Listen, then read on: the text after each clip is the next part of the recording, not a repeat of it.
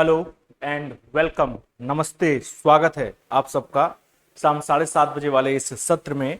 मैं डीसी मिश्रा करता हूं आप सभी लोगों का स्वागत। Welcome all. पीटी की परीक्षा 6 और 7 सितंबर को लगी हुई है और लगातार आ रहे कमेंट्स और मैसेजेस के बीच मैंने आप लोगों से कहा था कि भैया अंतिम कुछ समय जब बचेगा तो टॉपिक वाइज श्रृंखला और मैराथन श्रृंखला आप लोगों के लिए शुरू कर देंगे पीटी की, क्योंकि 5 क्वेश्चन ही रीजनिंग के आते हैं। तो उसी कड़ी में आज अपने इस सत्र को यहां पर करते हैं शुरू। यूपीटीपीएससी पीटी की परीक्षा के लिए रीजनिंग की क्लास, जिसका टॉपिक है आज का ब्लड रिलेशन। याद हो आपको तो कल एक मैराथन क्लास ली थी और उस मैराथन क्लास में मैंने आप लोगों को बताया था कि यूपीटीपीएससी पीटी के एग्जाम का जो ऑफिशियल सिलेबस है उस ऑफिशियल सिलेबस में केवल और केवल 8 चैप्टर्स हैं जो रीजनिंग में आपसे पूछे जाते हैं। मैराथन वाली क्लास में उन 8 चैप्टर्स से हम लोगों ने हर चैप्टर से 5-5, 7-7 क्वेश्चन करके किए थे और अब उन्हीं 8 चैप्टर्स को आप लोगों को टॉपिक वाइज में कराऊंगा, जिसमें पहला चैप्टर है ब्लड रिलेशन। वो 8 चैप्टर कौन कौन से कराऊंगा मैं? ब्लड रिलेशन कराऊंगा, कैलेंडर कराऊंगा, क्लॉक कराऊंगा, ऑर्डर एंड रैंकिंग कराऊंगा आप लोगों को, ठीक है। कॉज एंड इफेक्ट कराएंगे, देन आपका क्लासिफिकेशन का जो क्वेश्चन बनता है, क्लासिफिकेशन के क्वेश्चंस हम लोग करेंगे। कुल मिलाकर के इस तरह से 8 चैप्टर्स हम लोग करेंगे, ठीक। तो आइए शुरू करते हैं आज की अपनी क्लास। और चूंकि चैप्टर वाइज क्लास है तो अन्य जो परीक्षाएं देने वाले लोग हैं, पीटी की परीक्षा के अलावा जो अन्य परीक्षाएं आप देने वाले हैं वो लोग भी इसको देख सकते हैं, ठीक, क्योंकि टॉपिक वाइज वाली क्लास है। चलिए आइए शुरू करते हैं आज की क्लास का पहला क्वेश्चन हम सबके सामने। ब्लड रिलेशन का पहला क्वेश्चन, आज का टॉपिक हम लोगों का ब्लड रिलेशन है। कहता है, फाल्गुनी की ओर इशारा करते हुए हार्दिक ने कहा, इनके इकलौते भाई का पुत्र मेरी पत्नी का भाई है। फाल्गुनी किस प्रकार हार्दिक से संबंधित है? ठीक है। पीटी की परीक्षा की अगर चर्चा करें तो ब्लड रिलेशन में वैसे 3 प्रकार के क्वेश्चंस बनते हैं। ये इंडिकेशन टाइप, दूसरा कोडेड ब्लड रिलेशन और तीसरा आपका स्टेटमेंट वाइज मिनी पजल आप बोल सकते हैं। और पीटी की परीक्षा में कोडेड ब्लड रिलेशन के क्वेश्चन वो नहीं पूछता। अगर आप प्रीवियस ईयर के क्वेश्चन पेपर को उठा करके देखेंगे, मुख्य रूप से आपसे जो क्वेश्चन पूछता है वो इंडिकेशन टाइप का पूछता है और कभी कभार एक आध बार उसने एक छोटा सा स्टेटमेंट वाला क्वेश्चन भी पूछा हुआ है, ठीक। तो कैसे करेंगे इसको? ब्लड रिलेशन का क्वेश्चन अगर आपको सॉल्व करना है तो फैमिली ट्री बनानी आनी चाहिए। फैमिली ट्री बना रहे हैं तो फिर ब्लड रिलेशन के क्वेश्चन में कोई दिक्कत नहीं बनेगी, ठीक। कैसे बनाएंगे इसका इंडिकेशन फॉर्म का फैमिली ट्री? कहता है, फाल्गुनी की ओर इशारा करते हुए हार्दिक ने कहा। तो हमारे पास कौन है? फाल्गुनी। और फाल्गुनी की ओर इशारा करते हुए स्टेटमेंट किसने दिया है? हार्दिक ने। तो फाल्गुनी की ओर इशारा करते हुए हार्दिक ने कहा, इनके इकलौते भाई, किसके? फाल्गुनी के। इनके यानी फाल्गुनी के। तो फाल्गुनी के इकलौते भाई, फाल्गुनी के इकलौते भाई का पुत्र, फाल्गुनी के इकलौते भाई का पुत्र मेरी पत्नी का भाई है, यानी हार्दिक की पत्नी का भाई है। कौन है? हार्दिक की पत्नी का भाई है। तो अब इस स्थिति के आधार पर कंडीशन यह है कि इस फाल्गुनी के इकलौते भाई का पुत्र मेरी पत्नी का भाई है, तो कहता है फाल्गुनी किस प्रकार हार्दिक से संबंधित है। किसका संबंध? फाल्गुनी का संबंध हार्दिक से क्या होगा, ठीक। क्या करेंगे? फैमिली ट्री हमने बना ली है, डेवलप कर ली है और अब इसके आधार पर सिर्फ रिलेशन को एक्सट्रैक्ट करना है। तो फाल्गुनी के इकलौते भाई का पुत्र मेरी पत्नी का भाई है। मेरी पत्नी का भाई मेरा क्या कहलाएगा? साला। मेरी पत्नी का भाई मेरा क्या कहलाएगा? साला। तो मेरी पत्नी का भाई मेरा क्या हुआ? साला। मेरा साला पुत्र है इस व्यक्ति का, तो मेरा साला जिसका पुत्र होगा वो मेरा क्या कहलाएगा? ससुर। यानी ये व्यक्ति मेरा क्या है? ये व्यक्ति मेरा ससुर है। ये व्यक्ति क्या है? फाल्गुनी का इकलौता भाई, यानी फाल्गुनी का इकलौता भाई मेरा ससुर है। तो फाल्गुनी कौन होगी? फाल्गुनी मेरे ससुर की बहन हुई कि नहीं हुई? ससुर की बहन। अपरेंटली क्या बोला जाएगा? बुआ। पत्नी की बुआ को भी मैं क्या बोलूंगा? बुआ बोलूंगा, ठीक। तो यहां पर फाल्गुनी का संबंध हार्दिक से क्या निकल करके आएगा? ससुर की बहन, sister of father in law, यानी बुआ is right answer of this question, ठीक है। तो बेसिकली जब आपके पास ब्लड रिलेशन का क्वेश्चन आता है तो पहला काम आपको करना होता है फैमिली ट्री बनाने का। जब फैमिली ट्री बन जाए तो फिर रिलेशन को एक्सट्रैक्ट करने का काम आपको करना होता है। ठीक, बहुत सारे ऐसे बच्चे भी हैं जो फैमिली ट्री बना लेते हैं लेकिन फिर रिलेशन को एक्सट्रैक्ट नहीं कर पाते हैं, तो दोनों पर ध्यान देना है आपको। ठीक है, कहता है एक तस्वीर की ओर इशारा करते हुए ए ने अपने दोस्त बी से कहा है। एक तस्वीर है हमारे पास में और इस तस्वीर की ओर इशारा करते हुए स्टेटमेंट किसने दिया है? ए ने। तस्वीर की ओर इशारा करते हुए स्टेटमेंट किसने दिया? ए ने। और कहा किससे? अपने दोस्त बी से कहा है, तो ए के बगल में उसका दोस्त बी बैठा होगा। बी से तस्वीर की ओर देखते हुए ए ने कहा, क्या कहा है? कहता है वह, यानी जो तस्वीर में है वह मेरी मां यानी ए की मां के पिता, ए की मां के पिता यानी ए के नाना। ठीक, वह तस्वीर में जो है मेरी मां के पिता मेरी मां के पिता के इकलौती बेटी है। कौन है वह? तस्वीर में जो है वह मेरी मां के पिता की इकलौती बेटी है। तो मेरी मां के पिता की इकलौती बेटी, मेरी मां के पिता की इकलौती बेटी स्वयं मेरी मां होगी कि नहीं होगी? हाँ या ना? ठीक है, वह जो तस्वीर में है वह कौन है? वह मेरी मां के पिता यानी मेरे नाना की इकलौती बेटी। तो मेरे नाना की इकलौती बेटी स्वयं कौन होगी? मेरी मां। क्यों? मैं नाना किसको कहूंगा? मेरी मां के पिता को ही मैं नाना कहूंगा कि नहीं कहूंगा? और अगर मेरी मां के पिता को मैं नाना कहूंगा तो मेरी नाना की बेटी और मेरे नाना की यहां पर केवल इकलौती बेटी है, केवल एक ही बेटी है। तो मेरे नाना की इकलौती बेटी कौन हुई? मेरी मां हुई। और अगर मेरी मां है तो कहा है ए फोटोग्राफ वाले व्यक्ति से किस प्रकार संबंधित है? तो मेरा संबंध इस फोटो वाली महिला से यानी मां से क्या हो जाएगा? बेटे का संबंध हो जाएगा, यानी ए उसका बेटा है। A is right answer. फिर क्या कहा क्वेश्चन ने? अगला क्वेश्चन हमारे पास है, एक महिला की ओर इशारा करते हुए नीलेश ने कहा। ठीक है, क्या कहा है? आओ जरा चेक करते हैं। इशारा किया गया है महिला की ओर और महिला की ओर इशारा करते हुए नीलेश ने कहा। महिला की ओर इशारा करते हुए नीलेश ने कहा। कहता है वह, यानी ये जो महिला है मेरी पत्नी यानी नीलेश की पत्नी के दादा, नीलेश की पत्नी के दादा।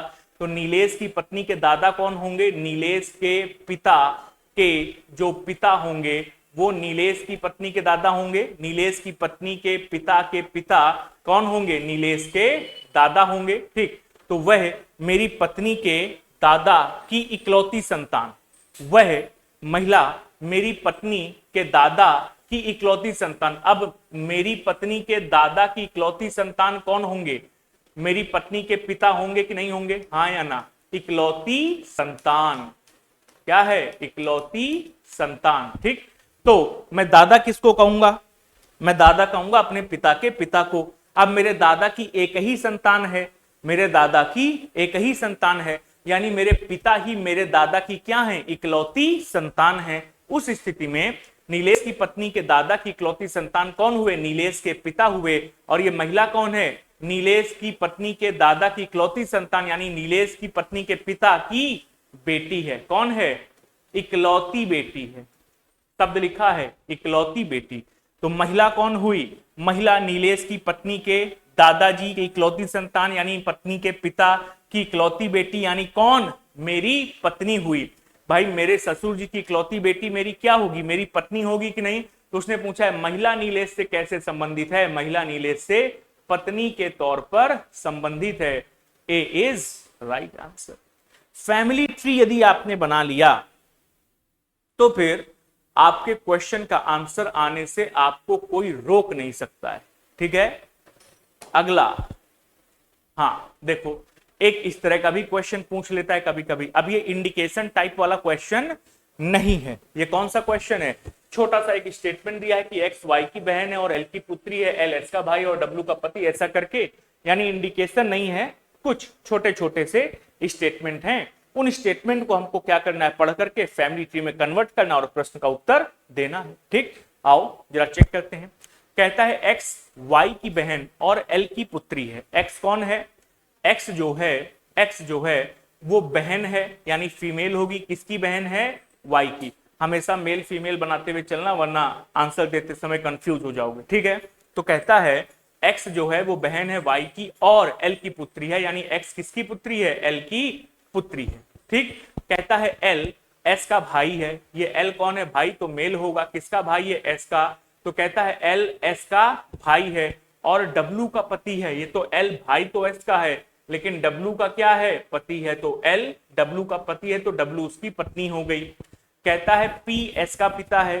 पी किसका पिता है? एस का पिता है। तो एस हमारे पास ये है, इसके ऊपर यहां पर पी बना लेते हैं, तो क्या हो गया? पी एस का पिता है। ठीक, कहता है दिए गए विकल्पों में से वाई की माता का जेठ या देवर संभवतः कौन हो सकता है? क्या क्वेश्चन पूछा है? जो विकल्प दिए गए हैं उनमें से वाई की माता, तो सबसे पहले क्या पहचाना जाए कि वाई की माता कौन है? तो वाई की माता कौन होगी? वाई की बहन कौन है? एक्स है। एक्स के पिता कौन है? एल। और एल की पत्नी कौन है? डब्लू। तो डब्लू एक्स की माता हुई कि नहीं? डब्लू एक्स की माता है। अब अगर डब्लू एक्स की माता है और एक्स वाई की बहन है, तो डब्लू वाई की भी माता होगी कि नहीं? तो डब्लू माता है किसकी? वाई की। तो उसने कहा है वाई की माता यानी कि डब्लू का जेठ या देवर कौन होगा?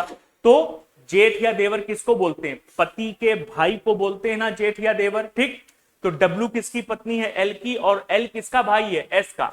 एल किसका भाई है? एस का। अच्छा, एस के ऊपर यहां जेंडर स्पेसिफाई नहीं है, तभी उसने हमसे क्या संभवता नामक शब्द पूछा है। ठीक, कि संभवता कौन हो सकता है? हो सकता है कि ये जो एस है वो फीमेल हो, तो फिर सिस्टर इन लॉ हो जाएगी, लेकिन संभवता शब्द उसने ऑलरेडी लगा दिया है। तो जेठ या देवर बोलते किसको हैं? पति के भाई को जेठ या देवर बोलते हैं। तो डब्लू किसकी पत्नी है? एल की। और एल का संभावित भाई कौन हो सकता है? एस। तो डब्लू का जेठ या देवर कौन होगा? एस होगा। D is right answer. ठीक, अगला क्वेश्चन क्या कहता है? अमित राजन का भाई और कमल का पुत्र है। ठीक है, राकेश कमल का पिता है। अमित का राकेश से क्या संबंध है जानना चाहता है। ठीक है, तो फिगर बनाया जाए इसका। है, अमित कौन है? राजन का भाई है। तो अमित भाई है राजन का और कमल का पुत्र है। ठीक है, अमित राजन का भाई है। अमित राजन का भाई और कमल का पुत्र है, यानी अमित किसका पुत्र है? कमल का पुत्र है। ठीक है, कहता है राकेश कमल का पिता है। तो ये जो राकेश हैं, ये राकेश कौन है? ये कमल के पिता हैं। राकेश कमल के पिता हैं। ठीक, लिखा था नाम ऑलरेडी, तो उसी में सेट कर दिया, अलग से नहीं लिखा है कि नहीं? तो अमित राजन का भाई और कमल का पुत्र है। तो अमित किसका पुत्र है? कमल का। राकेश कमल के पिता है, तो राकेश कौन है? कमल के पिता है। कहता है अमित का राकेश से क्या संबंध है? ठीक, अमित का राकेश से क्या संबंध है? तो अमित किसका बेटा है? कमल का। और कमल किसका बच्चा है? राकेश का। तो अमित राकेश का क्या होगा? ग्रैंड सन हो जाएगा। ऑप्शन में ग्रैंड सन का एक ऑप्शन दिया गया है, विच इज पोता। Option number C is right answer. ठीक, अगला क्वेश्चन क्या कहता है? परिवार में 6 सदस्य हैं, X Y Z P Q और आर, जिसमें से एक विवाहित जोड़ा है। एक्स पी का भाई है, ऐसे करके कुछ संबंध दिए गए हैं। पूछा है आर का पी से क्या संबंध है? किसका संबंध पूछा है? आर का पी से क्या संबंध है? ठीक, आओ जरा निकाला जाए आर का पी से क्या संबंध है। तो कंडीशन यहां से शुरू हो रही है। कहता है एक्स पी का भाई है और पी वाई की पुत्री है। ठीक है, तो एक्स कौन है? भाई है। किसका भाई है? वाई का। तो एक्स वाई का भाई है, सॉरी पी का भाई है। एक्स पी का भाई है और पी वाई की पुत्री है। तो पी कौन है? पुत्री है। किसकी पुत्री है? वाई की पुत्री है। ठीक, वाई की पुत्री। ठीक, तो एक्स पी का भाई और पी वाई की पुत्री है। कहता है जेड क्यू की ननद है। अच्छा, जेड अभी हमको कहीं नहीं दिख रहा है। ठीक है, फिर कहता है आर जेड का भाई है, ये भी नहीं पता। वाई जेड की बहन है। अगली बात क्या पता चली कि वाई कौन है? बहन है। तो वाई बहन है। किसकी बहन है? जेड की बहन है। तो वाई जेड की बहन हो गई। अब जेड से आर का संबंध दिया है, आर जेड का भाई है। तो आर कौन है? आर जेड का भाई है। तो आर हो गया जेड का भाई। ठीक, क्या कंडीशन मिली है? y z की बहन है। z का अभी हमको कंफ्यूज नहीं कि है क्या, y z की बहन है, r z का भाई है। ठीक, तो कहता है आगे कि z q की ननद है। z कौन है? q की ननद। तो पूछा है r का p से क्या संबंध है। ननद वाली स्थिति हम ना भी बनाए तो भी बन जाएगा हमारे प्रश्न का उत्तर कि r का p से क्या संबंध है। सीधे सीधे अगर y z की बहन है और r z का भाई है तो y z की कौन होगी? बहन होगी। y कौन होगी? z की बहन, सॉरी r की बहन। अगर y r की बहन है और उसने संबंध पूछा है p का कि r का p से क्या संबंध है, तो p कौन है? r की बहन y का बेटी है ना।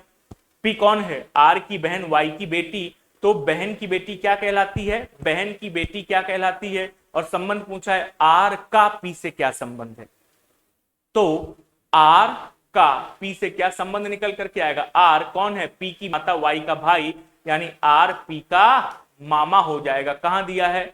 बी वाले ऑप्शन में दिया है, r p का मामा है। ठीक, अच्छा ये z q की ननद है। अगर इसको हम सेट करेंगे तो कहां सेट करेंगे? z ननद है यानी महिला है। किसकी ननद है? q की। तो ननद किसको बोलते हैं? ननद किसको बोला जाता है? पत्नी, जो भाई होता है, भाई की पत्नी के लिए बहन क्या होती है? उसकी ननद। आर भाई है, जेड उसकी बहन है, तो आर की पत्नी के लिए जेड क्या होगी? उसकी ननद होगी। तो आर किसकी ननद है? क्यू की, यानी आर की शादी किससे हुई है? क्यू से हुई है, और जेड क्यू की ननद है। इस तरह से इसको सेट कर सकते थे। ठीक, लेकिन उसकी जरूरत हमको नहीं पड़ी क्योंकि आर का पी से संबंध पूछा, तो आर वाई का भाई था और वाई की बेटी कौन है? पी, तो आर पी का मामा हो जाएगा। अगला क्वेश्चन क्या पूछा गया? कहता है प्रिया ने श्याम का परिचय अपने चाचा के पिता की पुत्री के पुत्र के रूप में कराया। प्रिया श्याम से किस प्रकार संबंधित है? आओ फिगर बनाएं। प्रिया ने श्याम का परिचय, तो प्रिया ने श्याम का परिचय अपने चाचा की पुत्री, तो हमारे पास एक व्यक्ति श्याम है और एक व्यक्ति कौन है? प्रिया। ठीक है, स्टेटमेंट क्या है प्रिया के द्वारा कि प्रिया ने श्याम का परिचय अपने चाचा, यानी प्रिया के चाचा, तो चाचा कौन होंगे? प्रिया के पिता के जो भाई होंगे वो कौन होंगे? प्रिया के चाचा होंगे। प्रिया के पिता के भाई प्रिया के चाचा। तो श्याम का परिचय प्रिया ने अपने चाचा यानी पिता के भाई, अपने चाचा के पिता यानी प्रिया के दादा की पुत्री के पुत्र के रूप में कराया है। ये कौन है? श्याम। ये श्याम कौन है? श्याम कौन है? प्रिया के चाचा, प्रिया के चाचा। तो ये चाचा कौन कहलाएंगे? प्रिया के पिता के भाई। तो प्रिया के चाचा के पिता यानी प्रिया के कौन हो गए? दादाजी। चाचा के पिता यानी कि दादाजी। तो प्रिया के चाचा के पिता यानी प्रिया के दादा की पुत्री, तो मेरे दादा की बेटी मेरे पिता की कौन होगी? बहन होगी। मेरे दादा की बेटी मेरे पिता की बहन, क्योंकि मेरे पिता भी मेरे दादा की संतान है, मेरे दादा की बेटी भी मेरे दादा की संतान है, तो मेरे दादा की बेटी और मेरे पिता कौन हुए? भाई बहन। तो मेरे चाचा के पिता यानी मेरे दादा की पुत्री यानी मेरी बुआ का पुत्र है कौन? श्याम। ये श्याम कौन है? मेरी बुआ का पुत्र है। अगर ये श्याम मेरी बुआ का पुत्र है तो मेरा इससे संबंध क्या होगा? प्रिया का श्याम से संबंध क्या होगा? संबंध होगा कजिन का। किसका संबंध आएगा? कजिन का। ठीक, तो प्रिया श्याम की कजिन है। अब कजिन में यहां पर सिस्टर है, लेकिन ऑप्शन यहां पर कजिन का नहीं दिया, बहन का दिया हुआ है, तो बहन ऑप्शन नंबर सी हमारे प्रश्न का उत्तर बन जाएगा। ठीक, आ जाओ अगला क्वेश्चन, ये दिया हुआ है। कहता है A is son of B. ठीक है, C is sister of A, then how is B related to C. छोटा सा क्वेश्चन है, पूछ क्या रहा है? बी का सी से संबंध क्या है? दो स्टेटमेंट दिए गए हैं। पहला स्टेटमेंट है ए बी का पुत्र है। ठीक है, तो ए कौन है? पुत्र है किसका? बी का पुत्र है।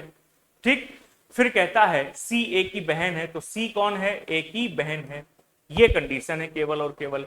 तो हमको पता है कि ए बी का पुत्र है, सी ए की बहन है, और संबंध पूछा गया है कि बी सी से किस प्रकार संबंधित है। बी का संबंध सी से क्या होगा?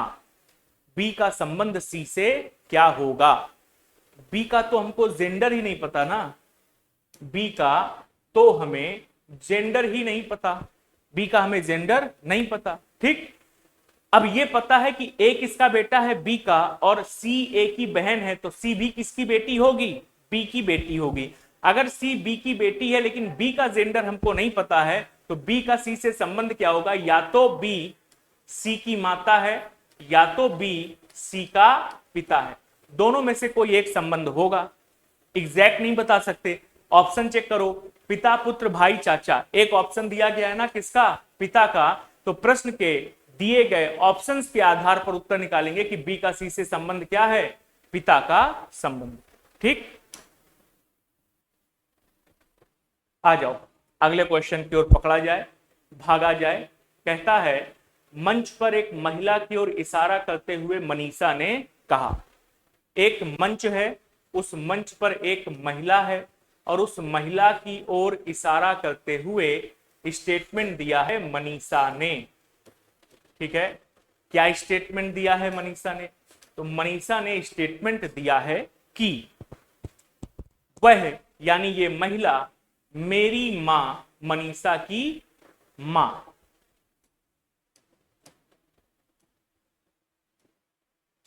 मेरी मां के बेटे, मेरी मां के बेटे के पिता, मेरी मां के बेटे के पिता की बहन है। कौन है, बहन है।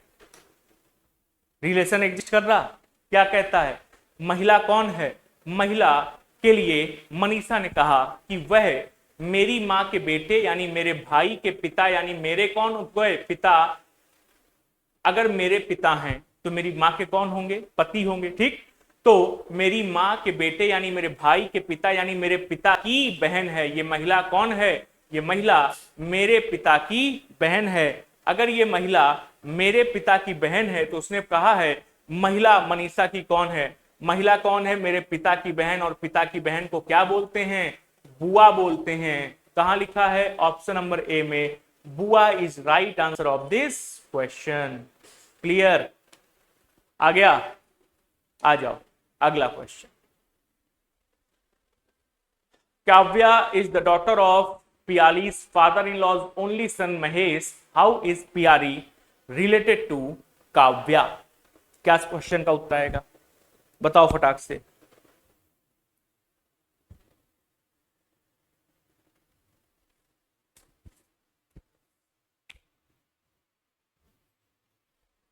देखा जाए, कहता है काव्या पियाली के ससुर के इकलौते पुत्र महेश की पुत्री है। ठीक है, काव्या कौन है, पियाली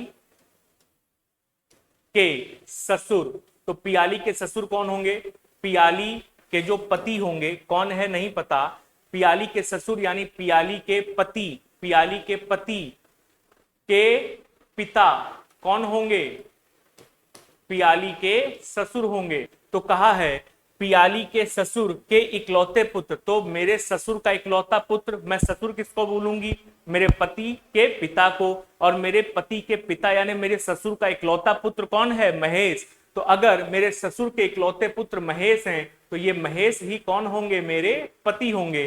तो पियाली के ससुर के इकलौते पुत्र यानी कि महेश की पुत्री कौन है, की पुत्री कौन है, काव्या। हाँ, काव्या।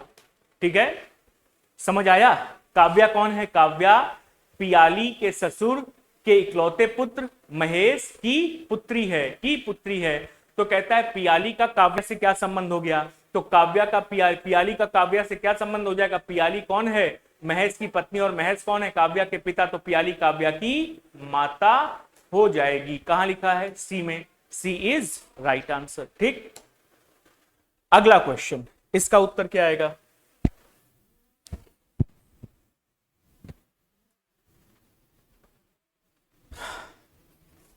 क्या कह रहा है क्वेश्चन, कहता है अगर रीता रेखा के पति हितेश की इकलौती बेटी है तो हितेश का रीता से क्या संबंध है।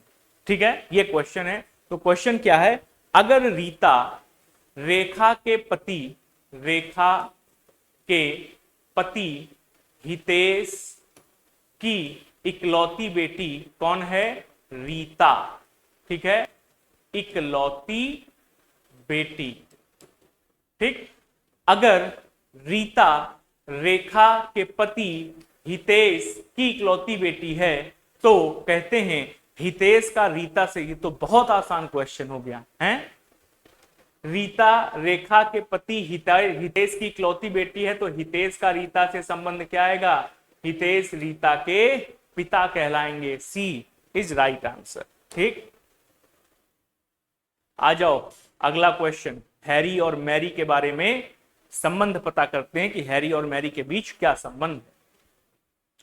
हैरी ने मैरी का परिचय अपने पिता के इकलौते पुत्र की बहू के रूप में कराया। हैरी ने किसका परिचय कराया है? मैरी का। किसने कराया है? हैरी ने। तो हैरी ने मैरी का परिचय अपने पिता के इकलौते पुत्र यानी हैरी के पिता का इकलौता पुत्र, तो हैरी के पिता का इकलौता पुत्र स्वयं कौन होगा? हैरी होगा ना। हैरी के पिता का इकलौता पुत्र स्वयं कौन होगा? हैरी।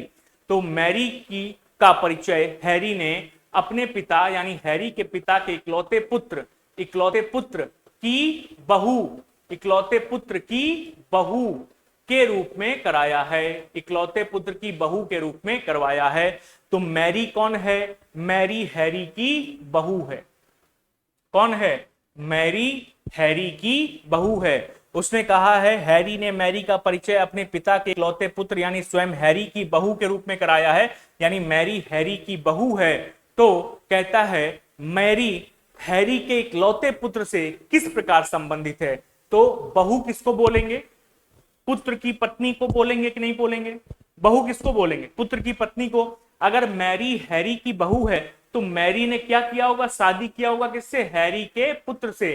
तो हैरी के पुत्र से शादी की होगी किसने? मैरी ने। और हैरी का इकलौता पुत्र है, यह भी उसने हमसे स्टेटमेंट में बोला है। कौन है? इकलौता पुत्र। तो कहता है मैरी हैरी के इकलौते पुत्र से कैसे संबंधित होगी? तो हैरी के इकलौते पुत्र से मैरी ने की है शादी, तभी मैरी हैरी की बहू है। तो मैरी का संबंध उससे क्या हो जाएगा? मैरी का संबंध हैरी के इकलौते पुत्र से पत्नी का हो जाएगा। सी इज राइट आंसर।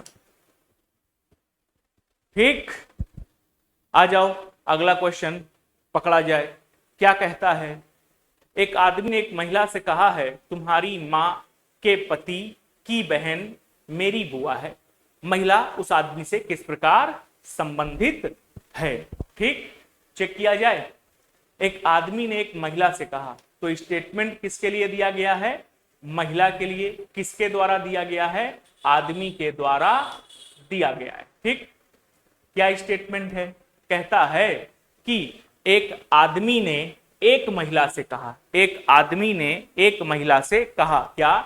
तुम्हारी यानी इस महिला की मां, इस महिला की मां के पति, इस महिला की मां के पति की बहन मेरी कौन है?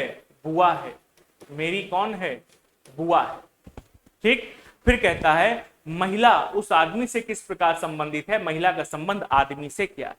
ठीक है, अब जब फिगर बनाने के बाद, फैमिली ट्री बनाने के बाद रिलेशन को एक्सट्रैक्ट करेंगे तो कहता है इस महिला की माता के पति की बहन मेरी बुआ है। अगर ये पति की बहन मेरी बुआ है, अगर ये मेरी बुआ है तो इसका भाई मेरा क्या होगा? पिता होगा कि नहीं होगा? बुआ किसको बोलेंगे?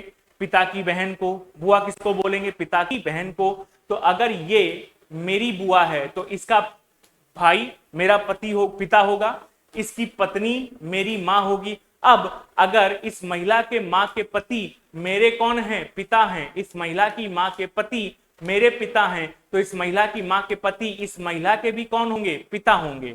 ठीक, यानी कि मेरे भी पिता यही हैं और इस महिला के भी पिता यही हैं, इस आदमी के भी पिता यही हैं, महिला के भी पिता यही हैं। तो पूछा है महिला का आदमी से संबंध क्या आएगा? तो महिला आदमी की बहन हो जाएगी। Option number D is right answer. ठीक, क्या कह रहा है? महिला की मां के पति की बहन मेरी बुआ है, तो मेरी बुआ किसको बोलेंगे? अपने पिता की बहन को बुआ बोलते हैं। तो ये बहन है किसकी? इस व्यक्ति की, यानी ये मेरे कौन हो गए? पिता। अगर ये मेरे पिता हैं और ये इसके पति हैं और ये महिला कौन है? इसकी मां। ठीक, तो अगर ये मेरे पिता हैं और ये इसके पत्नी है तो ये मेरी भी माँ हुई, और ये महिला, ये जो माँ है इस महिला की भी माँ, यानी हमारी और इस आदमी की, महिला के और आदमी की माँ कौन है, सेम है। और यदि सेम है तो हम आपस में क्या होंगे, भाई बहन, यानी महिला आदमी की बहन होगी। ठीक। फिर कहता है रीता की ओर इशारा करते हुए निखिल ने कहा। इशारा किसकी ओर किया गया है, रीता की ओर। कहा किसने है, निखिल ने। क्या कहा है, रीता की ओर इशारा करते हुए निखिल ने कहा है, मैं यानी निखिल, उनकी मां यानी रीता की मां, रीता की मां, मैं उनकी मां के पुत्र, उनकी मां के पुत्र का इकलौता पुत्र हूं। मैं कौन हूं, उनकी मां के पुत्र का इकलौता पुत्र हूं। तो कहता है रीता निखिल से किस प्रकार संबंधित है। सीधा आंसर आ रहा है कि नहीं आ रहा। रीता की ओर इशारा करते हुए निखिल ने कहा कि मैं उनकी मां के पुत्र का इकलौता पुत्र हूं, यानी ये व्यक्ति कौन है, मेरा पिता है, और रीता का कौन होगा, भाई होगा ना। ठीक है, रीता की मां का पुत्र रीता का भाई होगा, और रीता की मां का पुत्र का मैं कौन हूं, इकलौता पुत्र है, यानी ये मेरे कौन है, पिता हैं। तो रीता कौन होगी, इनकी बहन होगी। अगर रीता मेरे पिता की पुत्र है तो रीता का निखिल से संबंध क्या हो जाएगा, बुआ का। ठीक है, रीता कौन है, निखिल के पिता की बहन, तो रीता निखिल की कौन हो जाएगी, बुआ हो जाएगी। ए इज राइट आंसर। ठीक। अगला क्वेश्चन बताओ जरा उत्तर। मदन ने दीवार पर लगे एक चित्र की ओर इशारा करके कहा। क्या कहा है, यह महिला मेरे पुत्र की मां के ससुर के दामाद की पुत्री की मां थी। मदन का उस चित्र वाली महिला से क्या संबंध है। लंबा स्टेटमेंट दिया है, मेरे पुत्र की मां के ससुर के दामाद की पुत्री की मां, है कि नहीं, लेकिन दिया है लंबा, तो क्या कितना भी लंबा दिया हो निकालना तो है ही। तो दीवार पर एक चित्र लगा था, और दीवार पर चित्र जो लगा था उसमें कौन थी, महिला। तो महिला मेरे पुत्र, दीवार पर जो चित्र लगा है उसमें कौन है, महिला है। और उस महिला को लेकर के स्टेटमेंट दिया है मदन ने। क्या, मदन ने स्टेटमेंट दिया है। क्या स्टेटमेंट दिया है मदन ने, मदन ने दीवार पर लगे एक चित्र की ओर इशारा करके कहा कि यह महिला, चित्र में महिला है, यह महिला मेरे पुत्र की मां यानी मदन के पुत्र की मां, मदन की पत्नी, मेरे पुत्र की मां के ससुर, मेरी पुत्र की मां के ससुर यानी मेरे कौन, पिता, मेरे कौन, पिता होंगे कि नहीं होंगे। मेरे पुत्र की मां मेरी पत्नी के ससुर यानी कि मेरे पिता, मेरे पत्नी के ससुर कौन होंगे, जो मेरे पिता होंगे मेरी पत्नी के ससुर। तो मेरी पत्नी के ससुर यानी मेरे पिता के दामाद, पिता के दामाद, तो पिता के दामाद, पिता के दामाद, दामाद कौन होंगे, मेरे पिता की जो बेटी होगी उसका पति मेरे पिता के लिए दामाद होंगे ना। तो कौन है, यह महिला मेरे पुत्र की मां के ससुर यानी मेरे पिता के दामाद की पुत्री, मेरे पिता के दामाद की पुत्री की मां थी। यह महिला कौन थी, पुत्री की मां थी। क्वेश्चन क्लियर कट हुआ। क्या पूछा है ध्यान से, क्योंकि कंडीशंस बड़ी हैं। महिला की ओर इशारा करके मदन ने कहा है कि यह महिला मेरे पुत्र की मां यानी मेरी पत्नी के ससुर यानी मेरे पिता के दामाद, पिता का मेरे पिता का दामाद कौन होगा, मेरी बहन का पति, मेरे पिता का दामाद कौन होगा, मेरी बहन का पति। तो मेरे पिता के दामाद यानी मेरे बहन के पति की पुत्री की मां कौन है, ये महिला। ये महिला कौन है, मेरे पिता के दामाद की पुत्री की मां। ये महिला कौन है, मेरे पिता के दामाद की पुत्री की मां। अगर ये महिला इस पुत्री की मां है और ये दामाद है तो ये दोनों आपस में कौन होंगे, पति पत्नी होंगे कि नहीं होंगे। यानी मेरे पिता के दामाद की पत्नी कौन है, ये महिला। मेरे पिता के दामाद की पत्नी कौन है, ये महिला। मेरे पिता की पत्नी का दामाद की बहन की महिला, ये कौन है, मेरी पिता के पत्नी, मेरे पिता के दामाद की पत्नी। अगर ये महिला मेरे पिता के दामाद की पत्नी है तो मेरे पिता के दामाद यानी मेरी बहन के पति, तो ये महिला मदन की कौन हो जाएगी, ये महिला मदन की बहन हो जाएगी कि नहीं हो जाएगी, हाँ या ना। ठीक, मेरे पिता के दामाद की पुत्री की मां ये महिला है। अगर ये महिला मेरे पिता के दामाद की पुत्री है और उसकी मां है, तो ये महिला कौन होगी? इस दामाद की पत्नी होगी। अगर मेरे पिता के दामाद की पत्नी है तो मेरे पिता की कौन होगी? बहन, सॉरी बेटी। और अगर मेरे पिता की बेटी, तो महिला का मदन से संबंध क्या आएगा? बहन का संबंध आ जाएगा।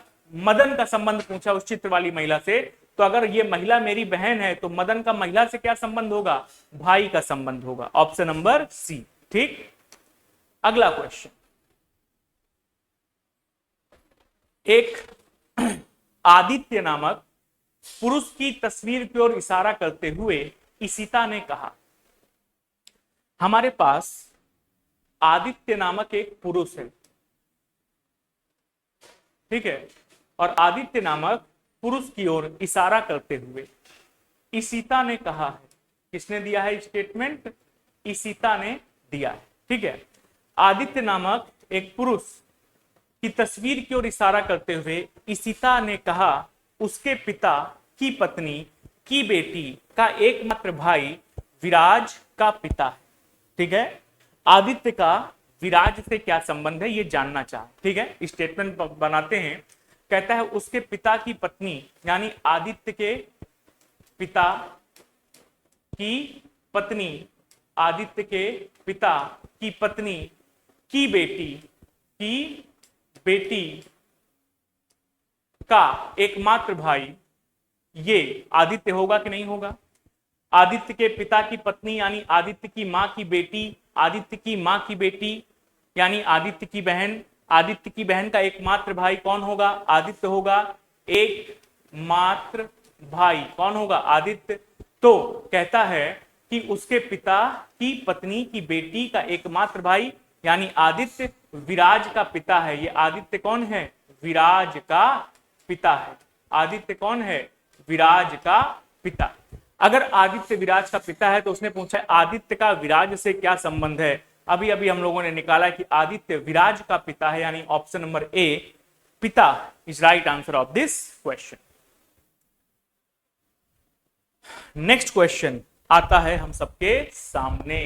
क्या कहता है नेक्स्ट क्वेश्चन में? पढ़ो जरा।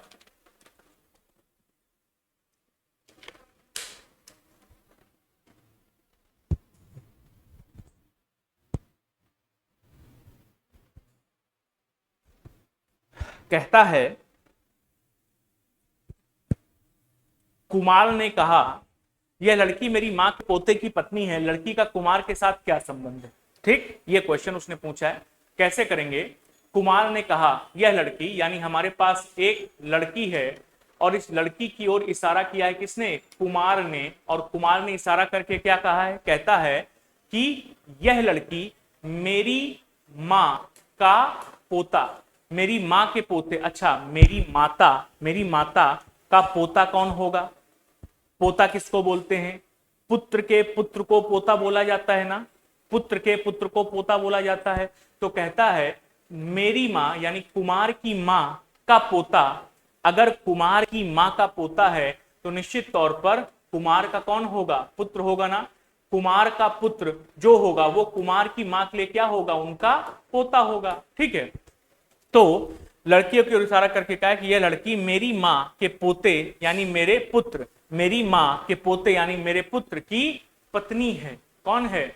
मेरे पुत्र की पत्नी है। यानी ये लड़की कौन है? कुमार के पुत्र की पत्नी है। अगर ये लड़की कुमार के पुत्र की पत्नी है, कुमार के पुत्र की पत्नी है, तो कहता है लड़की का कुमार के साथ क्या संबंध है? ये लड़की कौन है? मेरे पुत्र की पत्नी है, तो मेरी कौन होगी? वधू यानी कि बहू हो जाएगी, पुत्र वधू। Option number A daughter in law is right answer. ठीक, अगला क्वेश्चन क्या कहता है? एक फोटोग्राफ को दिखाते हुए प्रतीक बोला ये गुंजन है। यानी हमारे पास एक फोटोग्राफ है और फोटोग्राफ में कौन है? गुंजन है। गुंजन की फोटो दिखाई किसने है? प्रतीक ने दिखाई है। ठीक है, तो एक फोटोग्राफ की को दिखाते हुए प्रतीक बोला यह गुंजन है। यानी फोटो किसकी थी? गुंजन की। दिखाया प्रतीक ने यह गुंजन है। वह यानी गुंजन मेरे पिता के सास के पति की एकमात्र बेटी की बेटी है। गुंजन कौन है? गुंजन प्रतीक के पिता, प्रतीक के पिता के सास, तो प्रतीक के पिता की सास कौन होगी? सास किसको बोलेंगे? प्रतीक के पिता की सास कौन होगी? प्रतीक के पिता की पत्नी की जो मां होगी वो प्रतीक के पिता की कौन होगी? सास होगी। ठीक, प्रतीक के पिता की सास यानी प्रतीक के पिता की पत्नी यानी प्रतीक की मां नानी क्या होगी? पिता की सास होंगी। ठीक है, तो कहता है वह गुंजन है, वह मेरे पिता की सास यानी मेरी पत्नी की मां की जो वो है सास है, वो मेरे पिता की सास है। तो मेरे पिता की सास के पति, मेरे पिता की सास के पति यानी मेरे पिता के ससुर की एकमात्र बेटी, तो मेरे नाना की एकमात्र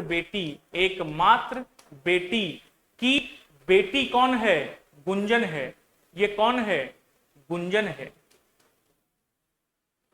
ठीक, घुमाया है लेकिन कोई बात नहीं। तो है क्या संबंध में? गुंजन की ओर देख करके प्रतीक ने बोला है कि यह गुंजन कौन है? मेरे पिता की सास, तो मेरे पिता की सास के पति यानी मेरे पिता के ससुर, मेरे पिता के ससुर की इकलौती बेटी, तो मेरे पिता के ससुर की इकलौती बेटी कौन होगी? मेरी मां या मेरे पिता की पत्नी। क्योंकि ससुर किसको बोलेंगे? मेरे पिता, जिनकी बेटी से उन्होंने विवाह किया है। अब जिनकी बेटी से उन्होंने विवाह किया है वो इकलौती बेटी है उनकी, यानी मेरे पिता की सास के पति मेरे पिता के ससुर की इकलौती बेटी मेरे पिता की पत्नी यानी मेरी मां की कौन है? बेटी। तो गुंजन कौन है? गुंजन मेरी मां की बेटी है। अगर गुंजन मेरी मां की बेटी है तो बोला है गुंजन का प्रतीक से क्या संबंध आएगा? तो गुंजन प्रतीक की कौन होगी? बहन होगी। Option number B. ठीक, अगला क्वेश्चन, मार्थो ने लिंडा से कहा, मार्थो ने लिंडा से कहा, स्टेटमेंट है, आओ पता करते हैं। लिंडा से कहा गया है और कहा किसने है? मार्थो ने। ठीक है, लिंडा से कहा गया है, कहा है मार्थो ने। कहता है मार्थो ने लिंडा से कहा तुम्हारे पिता यानी लिंडा के पिता के इकलौते बेटे, लिंडा के पिता के इकलौते बेटे, लिंडा के पिता के इकलौते बेटे की इकलौती बहन, ठीक है, लिंडा के पिता के इकलौते बेटे यानी लिंडा के भाई की इकलौती बहन, तो लिंडा के भाई की इकलौती बहन कौन हो जाएगी? लिंडा के पिता के इकलौते बेटे की इकलौती बहन मेरे पिता यानी मेरे पिता मार्थो के पिता की पत्नी है। मार्थो के पिता की कौन है? पत्नी है। मार्थो के पिता की पत्नी है। ठीक है, तुम्हारे पिता, मार्थो ने लिंडा से कहा यानी लिंडा तुम्हारे पिता, तुम्हारी मां के पिता, हाँ यही गड़बड़ हुआ है, मां के पिता, वही हम कहें, ये तो पूरे रिश्ते को ही कलंकित करे दे रहा है। आओ जरा फिर से देखा जाए। कहता है लिंडा से कहा गया, तो लिंडा से कहा है मार्थो ने। ठीक है, क्या कहा है? कहता है तुम्हारी माता के पिता यानी लिंडा की माता के पिता यानी लिंडा के नाना। ठीक है, लिंडा की माता के पिता के इकलौते बेटे, लिंडा की माता के पिता के इकलौते बेटे की इकलौती बहन, अब कौन होगी? लिंडा की मां। ठीक है, लिंडा की मां के पिता यानी लिंडा के नाना के इकलौते बेटे यानी लिंडा के मामा की इकलौती बहन, कौन? इकलौती बहन। तो लिंडा के मां के पिता के इकलौते बेटे यानी लिंडा के लिंडा के मामा की इकलौती बहन कौन होगी? लिंडा की मां। लिंडा की मां मेरे पिता की पत्नी है। मार्थो के पिता की कौन है? पत्नी है। ठीक है, मार्थो के पिता की पत्नी है यानी लिंडा की जो मां है वो मार्थो के पिता की पत्नी है, तो पिता की पत्नी को मां बोलेंगे यानी लिंडा की मां और मार्थो की मां कौन है? एक समान। लिंडा की मां और मार्थो की मां कौन है? एक समान। तो लिंडा का मार्थो से संबंध क्या हो जाएगा?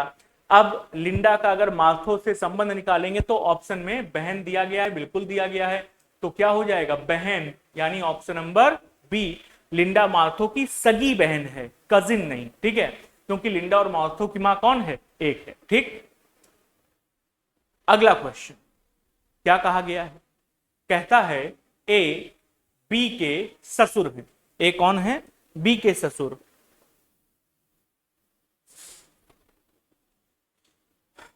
ए बी के ससुर हैं जो सी की मां है, यानी बी किसकी मां है, सी की।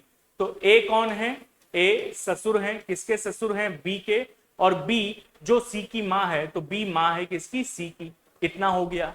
फिर कहता है डी ई की मां है, जो एफ और सी का पिता है। डी किसकी मां है, ई की, और ई पिता है एफ का और सी का। तो डी माता है, किसकी माता है, ई की माता है, जो पिता है किसका, एफ और सी का। तो ई एफ का पिता है और सी का भी पिता है। ई किसका पिता है, एफ का और सी का। अगर ई पिता है एफ का और सी का भी पिता है, तो सी और एफ आपस में क्या होंगे, सिबलिंग, यानी सगे भाई या सगी बहनें या सगे भाई बहन होंगे, ठीक है। अब अगर ई पिता है एफ का और ई पिता है सी का भी, तो सी की माता कौन है, बी है, सी की माता बी है। अगर सी की माता बी और सी के पिता ई हैं, तो बी और ई आपस में क्या होंगे, पति पत्नी होंगे, ठीक। साथ ही साथ उसने बोला है कि ए कौन है, बी का ससुर है। ए कौन है, बी का ससुर है। अगर ए बी का ससुर है और ई कौन है, डी का बेटा, ई कौन है, डी का बेटा। अगर ए बी का ससुर है और बी ने शादी की ई से और ई किसका बेटा है, डी का, तो डी बी की क्या होगी, सास। यानी ए ससुर है बी का और डी सास है बी की, यानी ए और डी भी क्या होंगे, विवाहित हो जाएंगे। ये कंडीशन हमारे पास में बनी। तो पूछा क्या है, कहता ए ई से कैसे संबंधित है। संबंध किसका पूछा है, ए का, किसके साथ में, ई के साथ में, कि ए का ई से क्या संबंध है, ठीक। तो ई किसका बेटा है, डी का, और डी किसकी पत्नी ए की, तो ए ई का कौन हो जाएगा, पिता हो जाएगा, ठीक है। ऑप्शन नंबर डी, पिता, is right answer of this question, ठीक है। क्लियर, आ जाओ आगे बढ़ा जाए।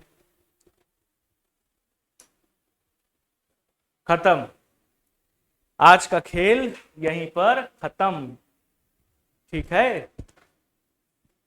चलिए, तो फिर आज का खेल अगर खत्म है तो आज के इस खेल को यहीं पर खत्म करते हैं। ब्लड रिलेशन का चैप्टर आज की इस कक्षा में हम लोगों ने पढ़ा, आपके पीईटी की परीक्षा को ध्यान में रखते हुए, ठीक है।